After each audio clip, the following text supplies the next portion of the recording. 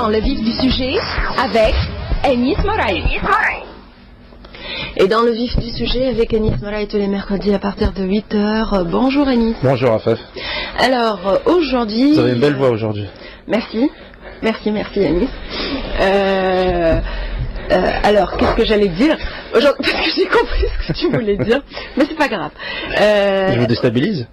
Non, mais j'ai compris. D'accord. Mais c'est la saison, hein. Bah oui. On n'y peut rien. Alors, aujourd'hui, vous avez choisi un sujet.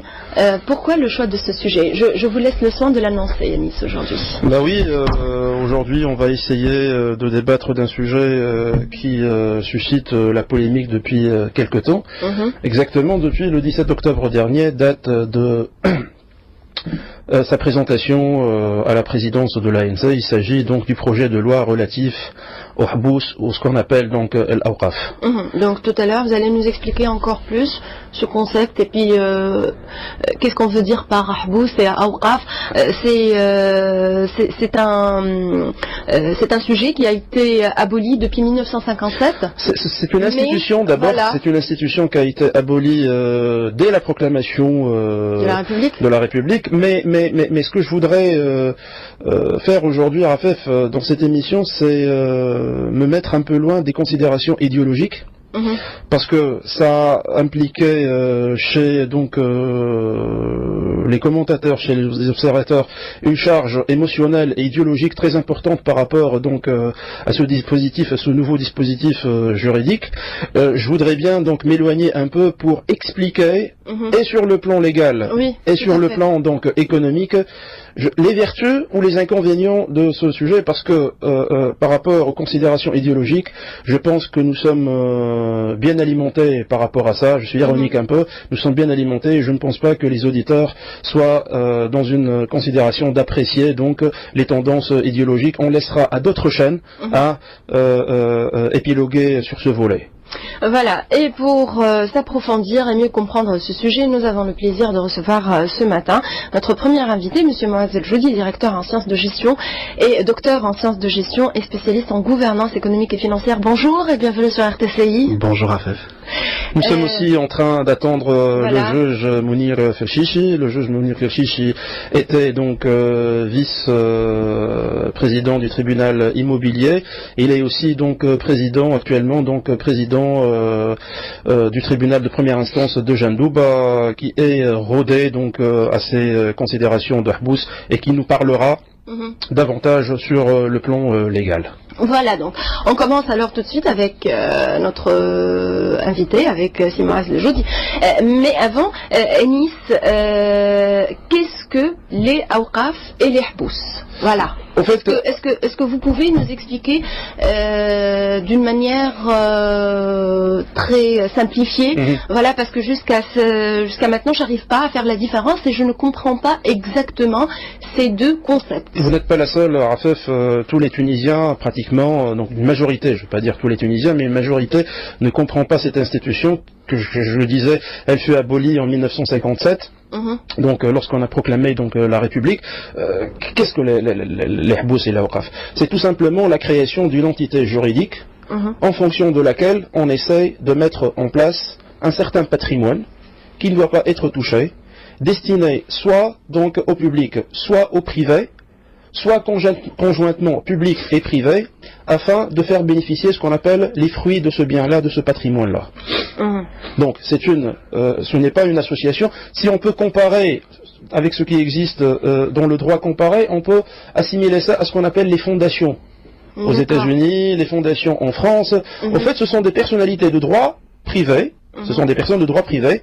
Donc ce sont des personnes morales de droit privé qui sont créées donc juste pour donner, c'est-à-dire prévoir un certain bénéfice pour des bénéficiaires. On essayera d'expliquer encore plus lorsqu'on entrera dans le vif du sujet. Voilà. Et on va recevoir aussi donc si Mounir Ferchichi, notre deuxième invité pour aujourd'hui tout de suite.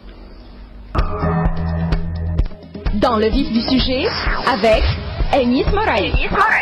Et dans le vif du sujet, reprend toujours sur les ondes d'RTCI. Nice, on reçoit notre deuxième invité pour aujourd'hui, Monsieur Mounir Ferchichi, juge, ancien vice-président du tribunal immobilier, président du tribunal de première instance de Gendoub. Bonjour et bienvenue sur les ondes d'RTCI. Bonjour, merci d'être invité. Bon, essayons peut-être de participer un peu sur ce sujet qui a fait vraiment un débat. Tout à fait, Simon. Anis est toujours avec nous, Monsieur Moaz Joudi, docteur en sciences de gestion et spécialiste en gouvernance économique et financière. Rebonjour.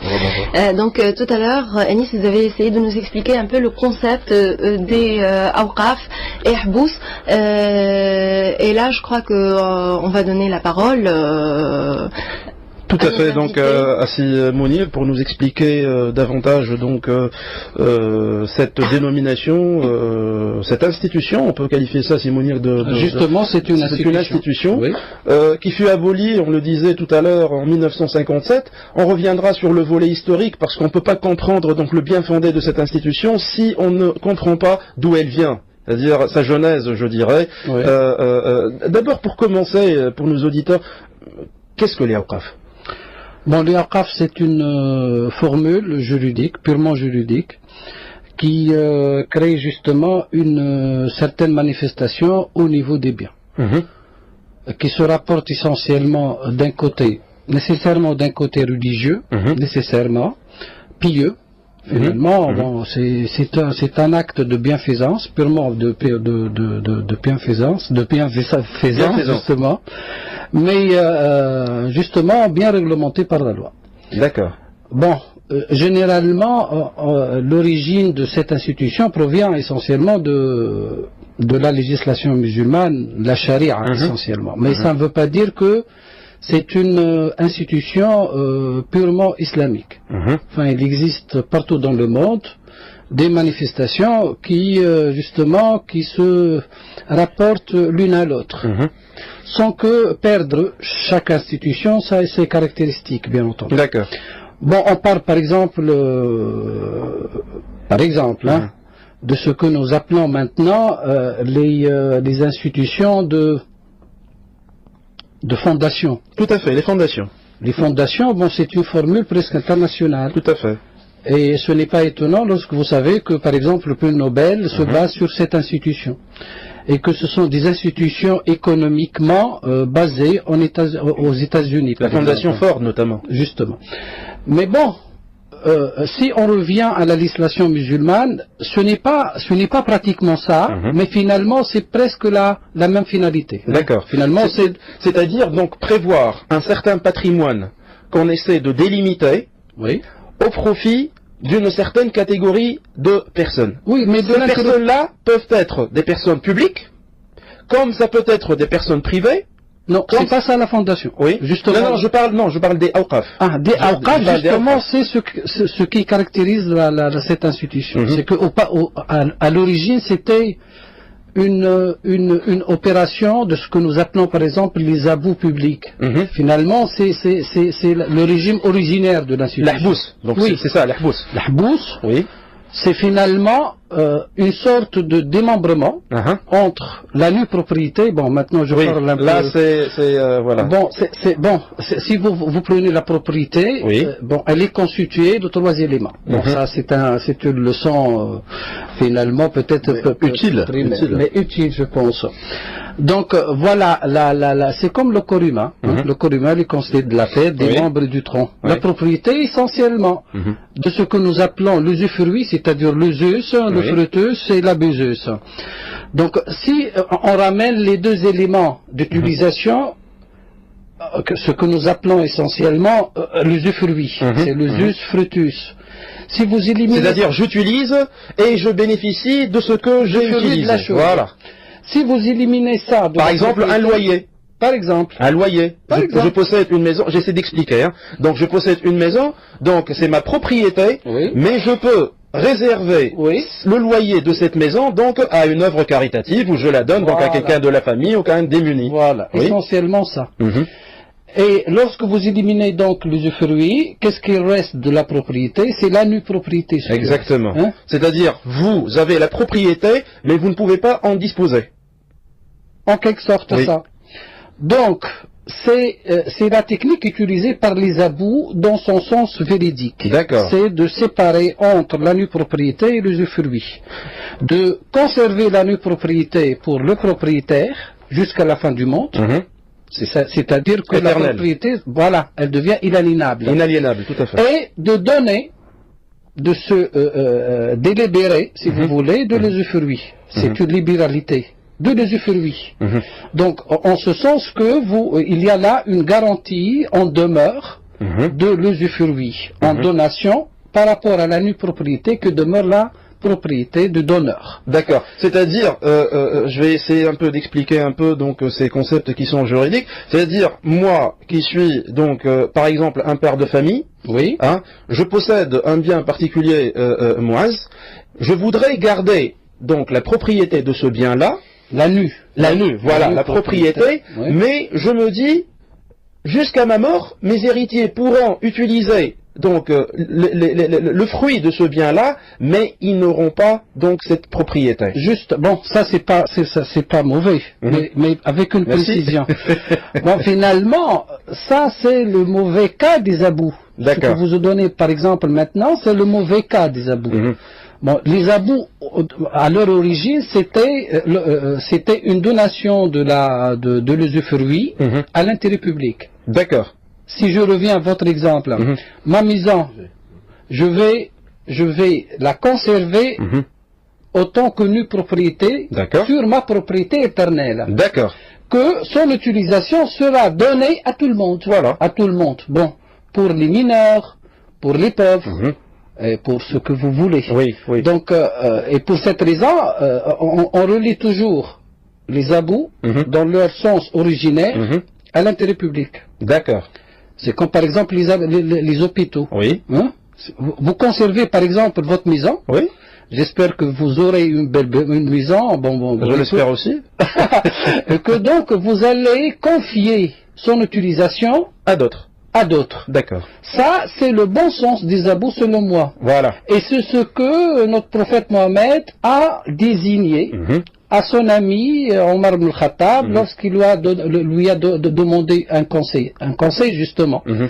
de lui donner une idée sur le fait de chercher à conserver sa propriété, mais de Faire bénéficier donc justement ce bien les autres. à l'autre. Et donc c'est le bon sens. Mais malheureusement, par la suite, Oui. les musulmans, Oui. peut-être au style des régimes, ou de nouveaux régimes des successions. Vous savez qu'auparavant, il n'y avait pas une égalité dans les membres de la famille, essentiellement la ségrégation sexuelle. Tout à fait sexiste. Ça Oui. existe justement. Oui. Et justement, la règle successorale provient justement pour établir un certain équilibre entre l'homme et la femme. D'accord. Et de ce fait, la femme avait une part, Mhm. bon, plus ou moins équitable, Mhm. sur le même pied d'égalité que l'homme. D'accord. Peut-être que ceci n'était pas tellement accepté justement. Dans une société on a trouvé- patriarcale et masculine. Voilà. Et on a trouvé dans les abous peut-être une ruse légale pour fuir justement, pour fuir aux règles de la succession. Et qu'est-ce qu'on a fait? On a utilisé la technique pour conserver maintenant non pas l'usufruit pour l'intérêt public, mais pour le conserver à des générations, soit les ascendants, soit des descendants, généralement des ascendants. D'accord. Et de ce fait, donc, on se trouve dans une situation qui va donc interdire à une catégorie déshéritée de se bénéficier des biens Voilà. de leurs parents. Donc on a essayé de C'est ce qu'on dévier un appelle, peu. Donc, voilà, c'est ce qu'on appelle l'abou privé. D'accord. La bourse privée. Voilà. Moi, je dis, vous qui êtes donc gestionnaire, je dirais, si vous nous parlez un peu du système de la fondation, parce que on a aussi épilogué autour du fait que les awqaf, je dirais les défenseurs de ce projet-là, disent que ce n'est pas quelque chose de nouveau, et les États les plus nantis au monde, les États les plus avancés, comme vient de le dire à juste titre le juge Felchichi, donc comme la Suède avec la fondation Nobel, comme les États-Unis donc avec la fondation Ford, qui génère annuellement dans les 10 milliards de dollars à peu près. Donc quelle relation selon vous entre les Awqaf et les fondations? Très bien. Alors tout d'abord, moi personnellement je suis pour toute évolution juridique en Tunisie. Après la révolution, ce que nous avons dit et ce que nous avons prôné, c'est des réformes au niveau économique et financier. Et toute réforme est la bienvenue. Donc quand on a parlé du code des investissements, quand on a parlé de la réforme fiscale qui va être faite en Tunisie, quand on a parlé de la réforme du système bancaire et financier, toutes ces réformes sont nécessaires et tardent à venir d'ailleurs. Jusqu'à maintenant, ce qu'on reproche le plus au gouvernement actuel, c'est qu'il a du mal à mettre en place des réformes qui sont urgentes et nécessaires donc en Tunisie. Donc par rapport à des lois pareilles, moi je suis tout à fait pour. Mais là, il y a un problème. Ce problème, c'est que d'abord au niveau de la conceptualisation de cette loi, de la réflexion. La réflexion s'est faite au niveau du ministère des Affaires religieuses. Et c'est le ministre des Affaires religieuses qui en a parlé, qui a dit voilà, donc il y a un projet de loi, donc on va le soumettre à l'ANC concernant les Habès et les Awqaf. D'ailleurs, excusez-moi, par rapport à ce fait précis, Simounir, la langue qui a été utilisée dans le projet de loi est une langue arabe un peu, je dirais, archaïque, classique. Oui. Tout à fait. Hein. Oui. Bon, plus ou moins. Oui. Plus ou moins, mais bon, le problème c'est que, bon, Monsieur Jou dit peut-être, je prends juste un point, c'est que le contexte peut-être social ne refuse pas la réglementation.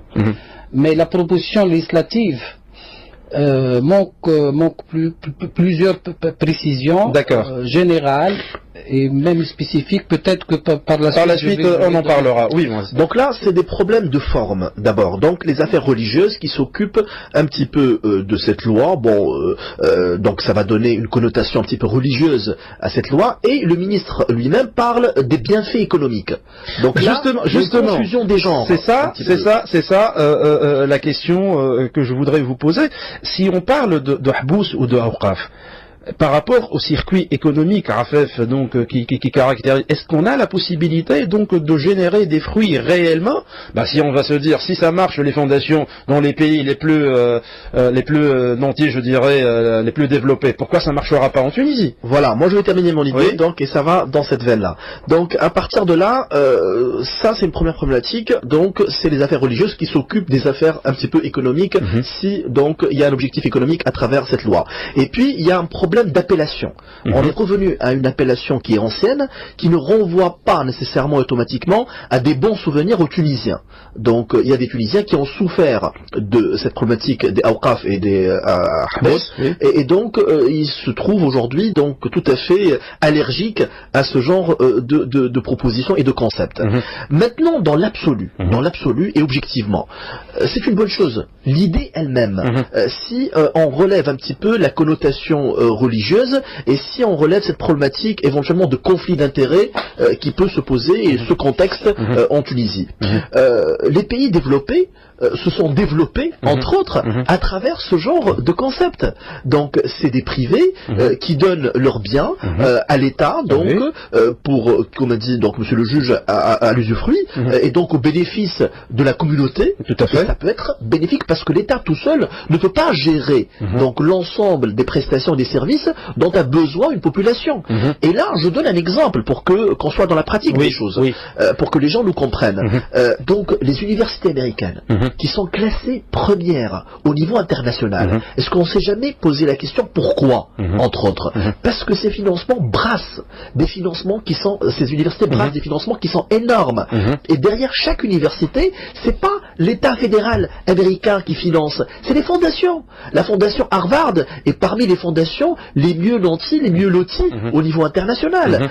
Donc, à partir de là, les universités trouvent des sources de financement, des privés, des gens qui ont fait leurs études dans cette université, qui sont devenus des hommes d'affaires après, et des gens qui sont fortunés, donc qui eux-mêmes contribuent à la pérennité de l'université en essayant de mettre à son actif parce qu'on parle d'actifs, donc des biens, afin de financer ceux qui vont venir par la suite. Et petit à petit, on commencera à créer un patrimoine très important, donc qui servira à pérenniser l'action et l'emblème même donc de cette fondation-là. Tout à l'heure, on a parlé de Nobel, la fondation Nobel, la fondation Ford. En France aussi, on dénombre, je pense, 5000 ou 6000 fondations à peu près. C'est ça, Enis. Donc, on arrive à décloisonner un petit peu et à permettre aux institutions donc d'enseignement et de soins, par exemple, des services qui sont des services sociaux, qui sont nécessaires, indispensables, de pouvoir enrichir encore plus leurs sources de financement.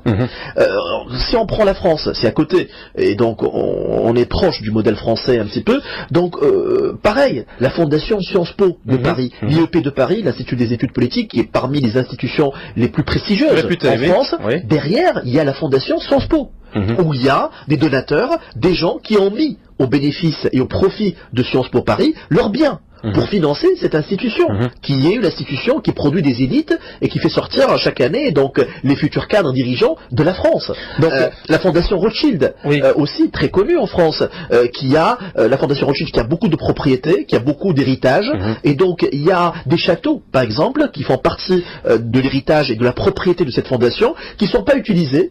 Et donc la fondation a mis au bénéfice de l'État, sous forme donc d'œuvres de charité, ou bien d'hôpitaux, d'espaces qui sont aménagés, donc des biens pareils. Alors jusqu'ici, tout va bien. Mais après, c'est, comme a dit Anis tout à l'heure, c'est les déviations, c'est les dérapages. Parce que il y a deux problématiques, et je m'arrête là. La première problématique, pour les discuter après, c'est une problématique de conflit d'intérêts. Il peut y avoir des conflits d'intérêts entre celui qui donne et après donc les bénéfices qui peuvent être tirés personnellement s'il a d'autres objectifs. Parce qu'il y a des personnes qui ont d'autres objectifs cachés, des objectifs politiques. Donc, et deuxième problématique, je termine là-dessus, Enis, c'est au niveau du fonctionnement de l'État et au niveau un petit peu du fonctionnement du bien public. Ça peut porter à confusion à un moment donné. Tout à fait. Donc, si j'ai bien compris votre raisonnement, Mouaz Joud, vous dites simplement que sur la base, l'idée est bonne. Voilà. Sauf que l'utilisation qu'elle a été faite, donc dont elle a été faite, donc ne permet pas peut-être de tirer les objectifs, je dirais, ou les bénéfices escomptés. Monsieur le juge Fekchichi, donc Mounir Fekchichi, moi je voudrais savoir, on va entrer directement donc dans la pratique.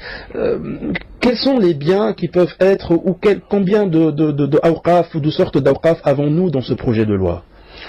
Justement, mais c'est le point que je voudrais vraiment en parler, puisque si on revient peut-être sur toutes les interventions que j'ai entendues, j'ai remarqué qu'il y a justement une confusion.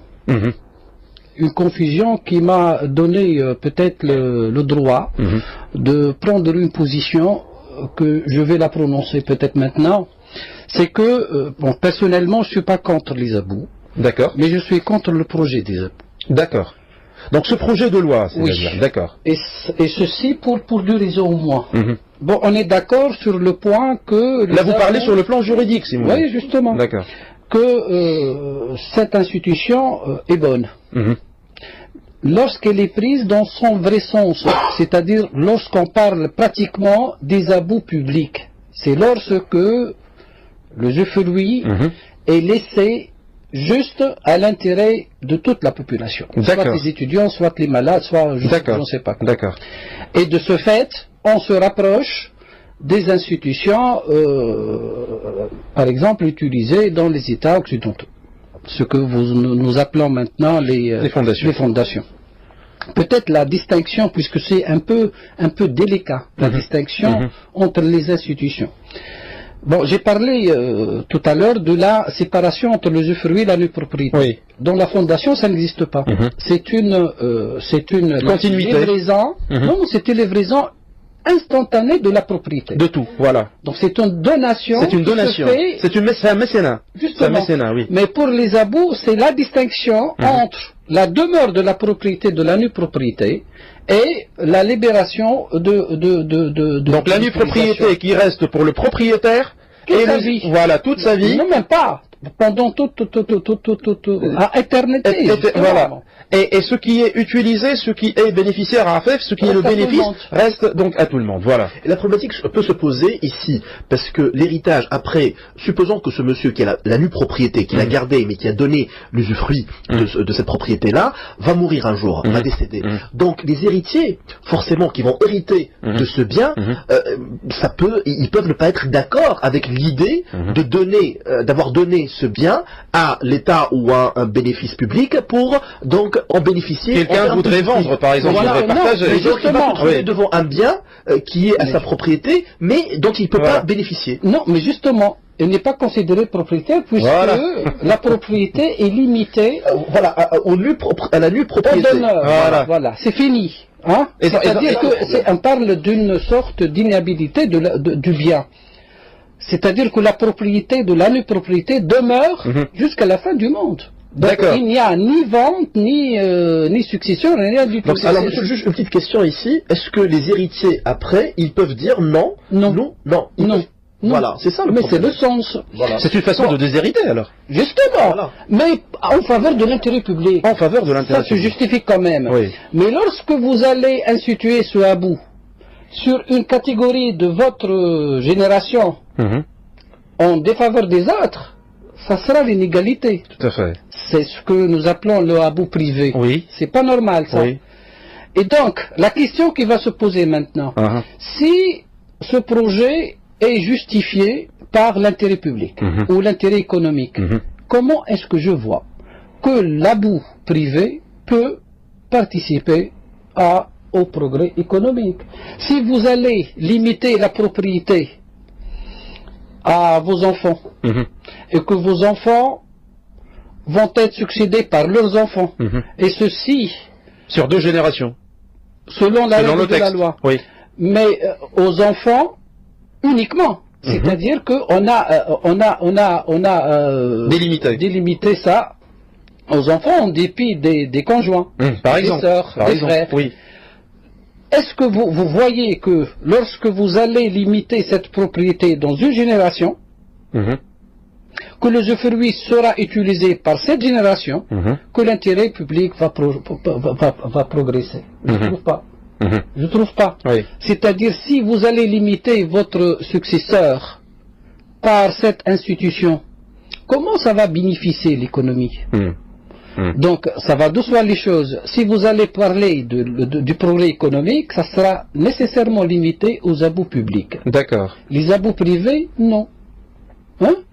Alors que pour c'est clair, je pense. Oui, pour les habous publics, si Mounir Afef voudrait intervenir par rapport à la question. Je voudrais encore plus d'explications, Anis, par rapport à ce point.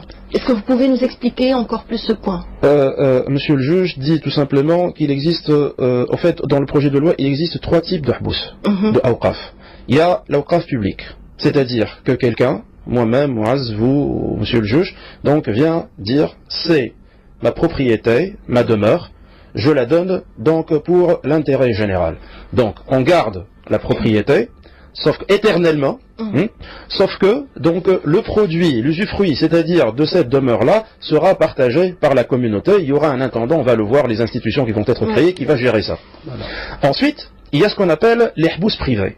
C'est-à-dire, moi je décide, par rapport à mes enfants, je vais dire j'ai 4 enfants par exemple, 2 garçons et 2 filles, je vais réserver cette propriété-là, je vais garder la propriété éternellement, mais je vais leur donner donc aux 2 enfants, de telle sorte que les filles ne vont pas hériter, parce que moi je n'aime pas mes gendres. Comprenez un peu? Je n'aime pas mes gendres, donc je voudrais les déshériter. Et là, la question qui se pose, après ma mort, qu'est-ce qu'on va faire avec? Est-ce qu'on va hériter ça? Est-ce que mes 4 enfants vont hériter? Là, monsieur le juge dit non, parce que ces biens-là restent de façon éternelle. Ensuite, il y a ce qu'on appelle les habous conjoints ou mixtes. C'est-à-dire que c'est un apport pour l'intérêt général et pour les privés aussi. La question que je voudrais poser actuellement à monsieur le juge, justement, pourquoi ces habous-là, cette institution a été abolie en 57? Justement parce que, en fait, essentiellement c'était causé par les abus privés. La déviation qui a été faite. Bien entendu, puisque si je prends un exemple, par exemple, l'Ahbous d'Aziz Athmane, Oui. vous savez que presque un bon nombre d'hôpitaux en Tunisie portent le même nom jusqu'à maintenant, et ceci était une institution à bout. Oui. Mais c'était un abou public. Oui. Le malheur, c'est que l'abou privé, puisque lorsque vous allez préserver la propriété dans une génération, puis une génération, puis une génération, que à un certain moment, vous allez perdre cette génération. Et donc, on assiste à une propriété sans propriétaire. Donc, c'est ce qu'on appelle le gel des fonds. Ce qui impactera forcément sur le rendement économique. Négativement sur le... Voilà. Et donc, c'était pour ça, l'intervention législative de 57, c'est de trouver une solution plus ou moins équitable. C'est que l'abou public devient la propriété de l'État. L'abou privé doit revenir aux droits des héritiers. D'accord. Et que jusqu'à maintenant, on n'a pas encore trouvé une solution. Liquidé les abous privés. Comment se manifester alors? Oui. En donnant ce projet de loi qui va réinstaurer une institution qui n'a pas été encore liquidée. Donc vous qui étiez vice-président du tribunal immobilier, vous êtes en train de me dire qu'il y a jusqu'à ce jour des problèmes encore pendants de liquidation de Ahbous. Oui. On n'a pas encore liquidé. Et d'ailleurs l'article 27 l'a bien précisé dans le projet. Oui. Il a parlé de ça. Et il porte vraiment une contradiction, alors là, inexplicable.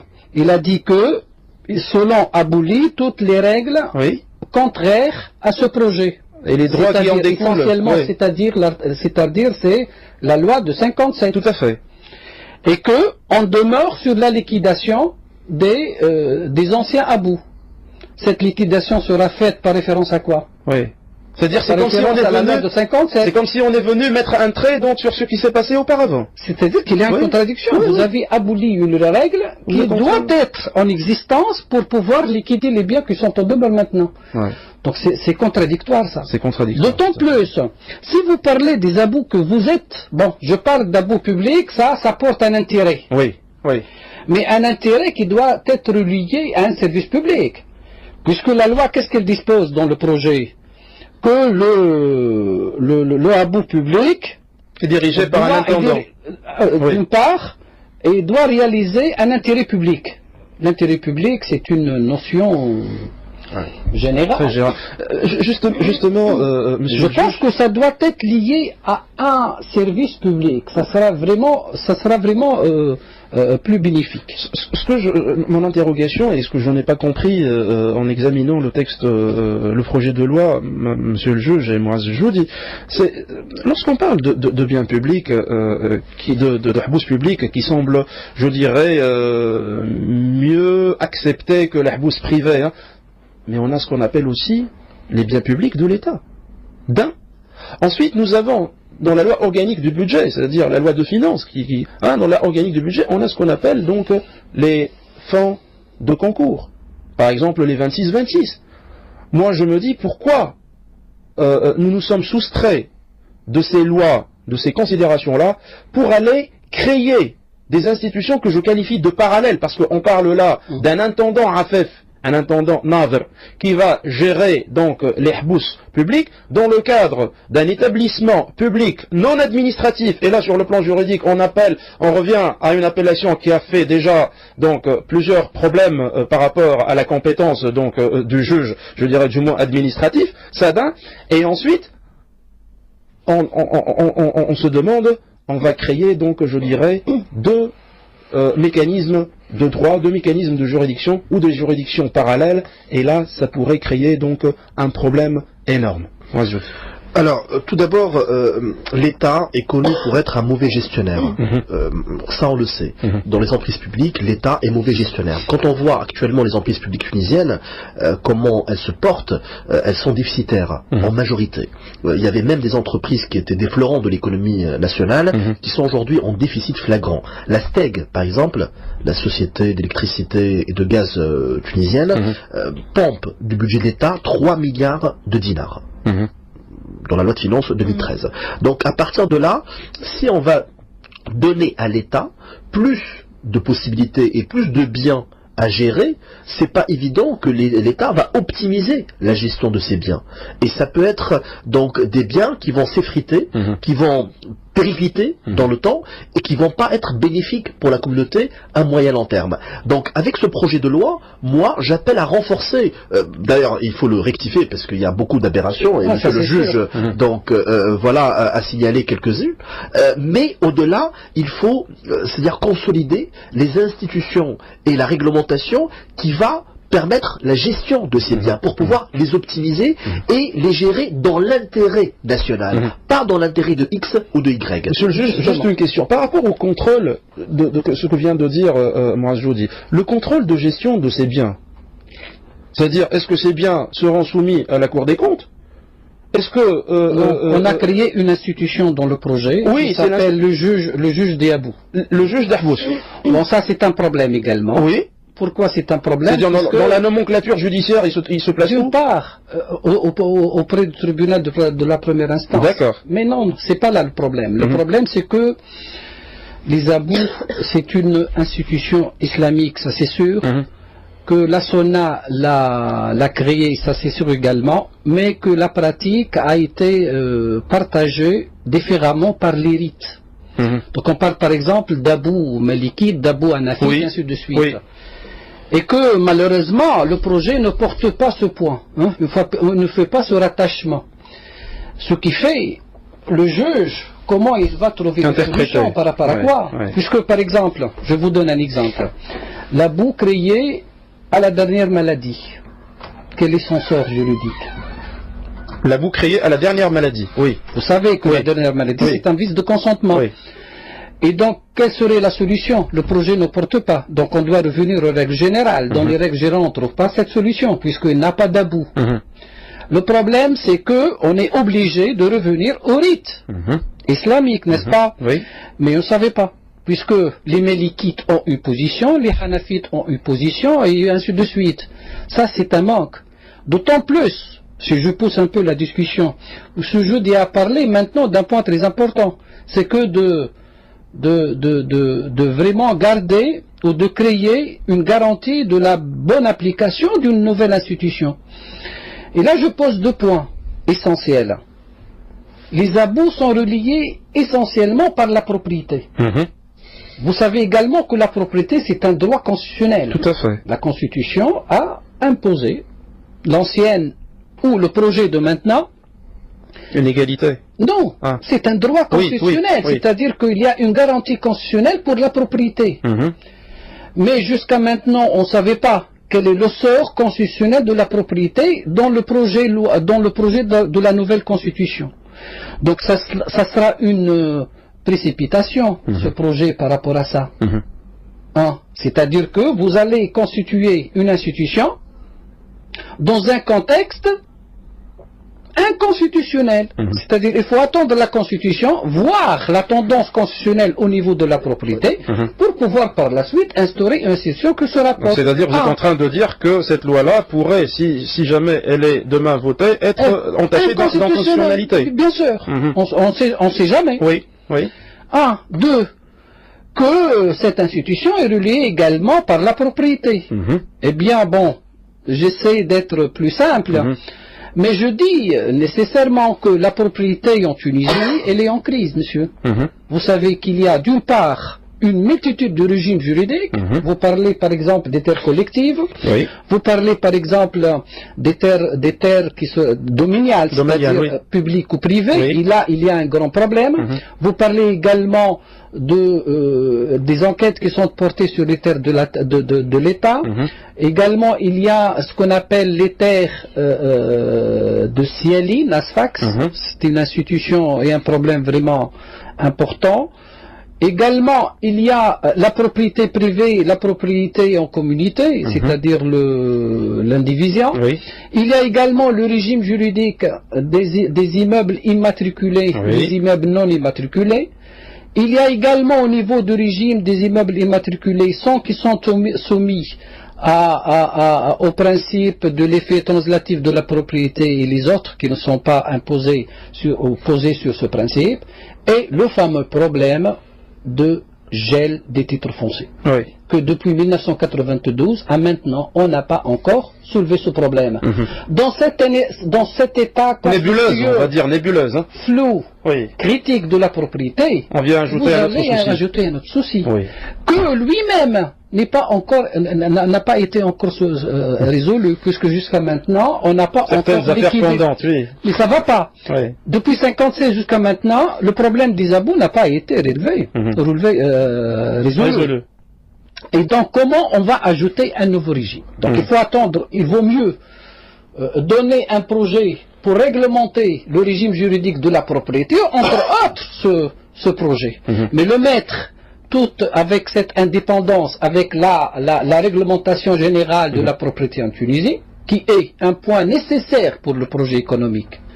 On ne peut pas parler de progrès économique en absence de propriété. L'industrie se porte sur le fond. Tout à fait, oui. Et toutes les manifestations économiques, n'est-ce pas? Donc je pense que ce n'est pas le moment. Et je parle peut-être d'un déphasage. Et pas avec cette version, du moins. D'autant plus, puisque ce projet porte sa thèse et son antithèse en soi. En soi, tout à fait. En soi. Oui. Puisque il a permis, par exemple, ce projet de loi a permis de donner la boue dans un contrat de Mourassa. Bon, en quelque sorte que... Si on explique un peu le contrat de Mourassa, c'est une sorte de société agricole. C'est-à-dire que je suis propriétaire d'un fonds de terre agricole, que, bon, j'ai pas les moyens pour le travailler.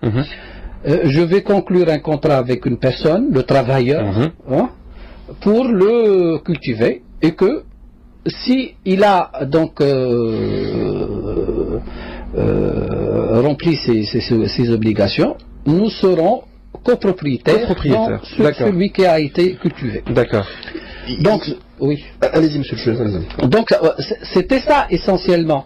Donc, donner la boue en Mourassa, ça veut dire quoi? Ça veut dire que je vais devenir un étranger, va intervenir dans la propriété. Et que si je deviens en copropriété avec le propriétaire de la boue, c'est-à-dire que j'ai le droit de demander le partage. Tout à fait. Et donc s'il y a un partage, il n'y a pas boue. Puisque la boue interdit ce transfert de propriété. C'est la thèse et l'antithèse, c'est contradictoire, tout à fait. D'autant plus que mettre la boue en opération juridique, dans l'évolution historique de la boue, c'était essentiellement pour limiter le dogme de puisque on parle d'un bien inaliénable, et que ceci a donné un phénomène de gel de fonds, on a créé quelques manifestations juridiques, quelques contrats spécifiques qui sont essentiellement rattachés à cette institution, pour démolir un peu ce dogme de phénomène inaliénable. C'est ce qu'on appelle l'enzel ou le kirda. Oui. C'est une institution qui a été donc abolie aussi. C'était pourquoi? C'était justement pour créer un propriétaire. C'est pas vraiment le propriétaire du fonds pour activer le travail. Alors, je donnais la parole à Mouraz Joudi, parce que ce que vient de dire monsieur le juge est d'une importance capitale. Tout à fait, tout à fait. Et donc ça montre que le projet est une usine à gaz, vraiment au vrai sens du mot, parce qu'il y a beaucoup de soubresauts, de contradictions.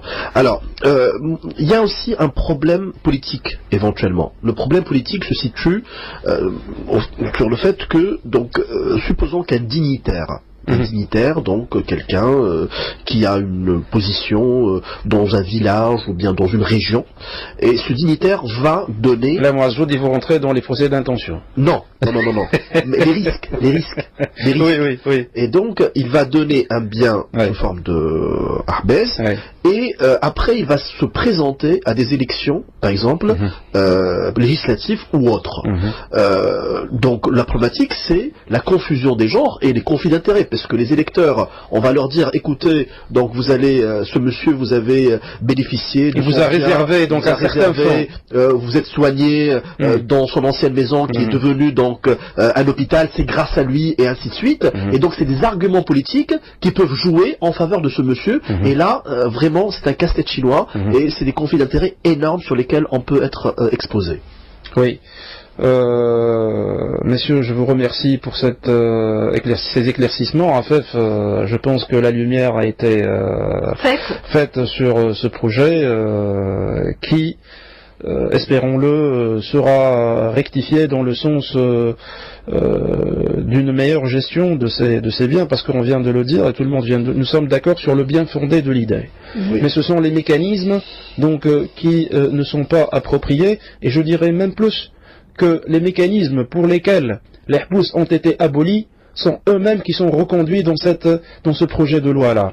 J'espère donc que nos constituants, l'Assemblée nationale constituante, mettra ça en évidence. Tout à l'heure, je taquinais Moaz Joudi par rapport donc à son intervention, à son procès d'intention, mais c'est vrai aussi que dans le contexte actuel, le fait de miroiter un éventuel bénéfice pour des populations démunies pourrait tout à fait donc créer une sorte de ralliement en faveur d'un dignitaire ou en faveur donc d'un politicien. Et on sait qu'en Tunisie, les politiciens véreux ne sont pas une minorité. On remercie infiniment nos invités pour aujourd'hui. Monsieur le juge Mounir Ferchichi, ex-vice-président du tribunal immobilier, président du tribunal de première instance de Jandouba. Merci d'avoir accepté notre invitation. Merci à Moaz Joudi, docteur en sciences de gestion. Bon rétablissement en fait. Merci, spécialiste en gouvernance économique et financière.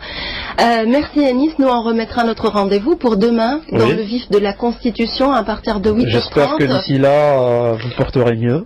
Espérons. Pour retrouver votre belle voix. Et demain, on parlera de quoi exactement? On va parler donc dans le projet de la Constitution de la présidence du gouvernement. Les prérogatives, les attributions du président du gouvernement. À partir de 8h30 dans le vif de la Constitution, je remercie Tarek Drissi pour sa collaboration technique. À 9h, Mohamed Ali Cheikh vous présente le flash de l'actualité de 9h.